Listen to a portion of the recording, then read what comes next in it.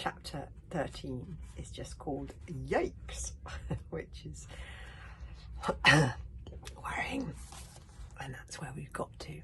Bad moment, bad moment. The drill whirled furiously, and the three young Vikings were showered with splinters of wood as they all three hung onto the door.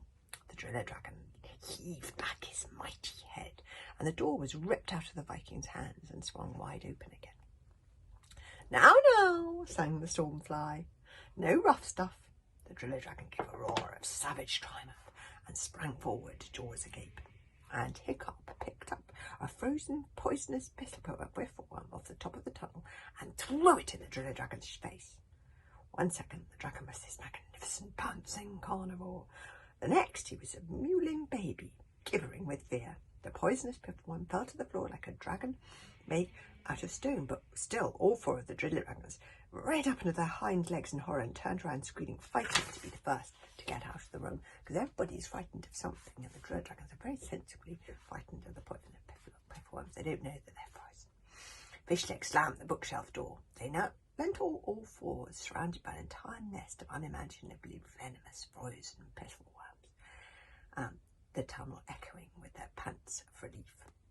Hiccup shuffled on his knees to the end of the tunnel. They weren't as high up as they had been when the stealth dragon had dropped them off, but it was nonetheless very long way down, and Hiccup tried not to look. He leaned out and clawed as loudly as he dared for the stealth dragon. Please, please, let the stealth dragon hear us, he prayed to Thor as he called. Thor must have been listening. It has to be said, Thor has been very good to Hiccup over the years. For 1 second there was just bright blue sky in front of them. The next, the sky had darkened slightly in the ghostly form of the secret weapon. Ready to go, sir? Asked the stealth dragon, politely hovering next to their tunnel. Well, hello, smirked the Stormfly, batting her eyelashes. Where did you spring from, gorgeous? Toothless swelled up with furious jealousy. It's not gorgeous, it's great, big, invisible goody-goody. Fishlegs was delighted to make the dangerous crawl along the stealth dragon's outstretched, hovering wings. So deeply relieved was he to get out of the library. Where to, sir? Asked the stealth dragon, when all three of them had fastened their seatbelts.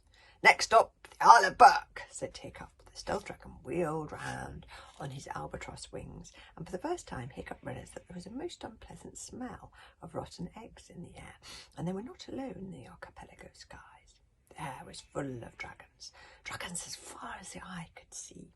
An entire dragon army was descending on the little Isle of Forget-Me. There were large riding dragons.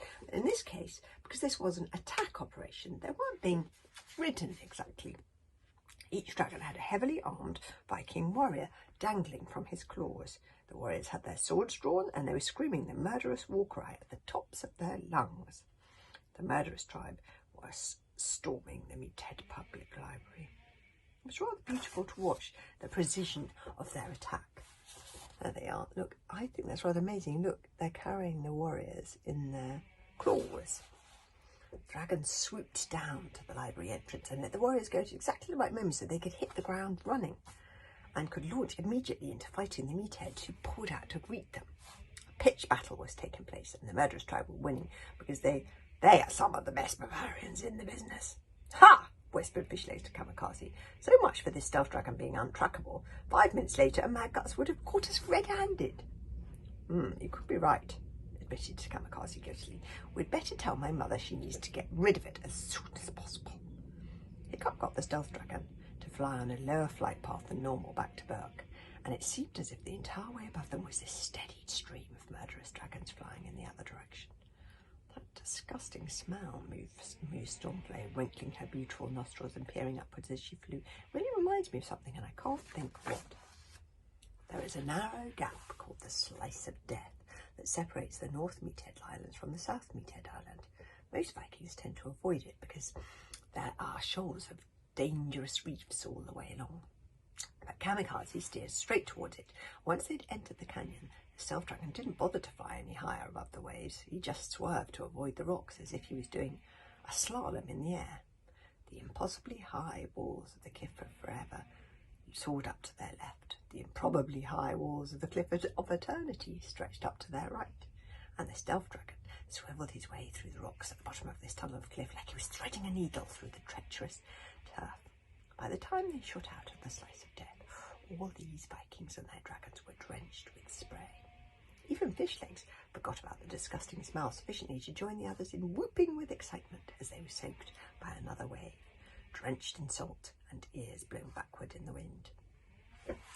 He might not have felt quite so happy if he could have seen the sinister dark figure standing in front of the Meathead Public Library fingering his axes. It was Mad Guts the Murderous. On the path of his Duluth stealth dragon, his dragon sniffing through the sand in a frenzy of excitement. He's been here, hissed Gumboil, but he's already left, flying that way. And he pointed a dark, gloved finger in the direction of the little Isle of Bug. This way to the Isle of Bug.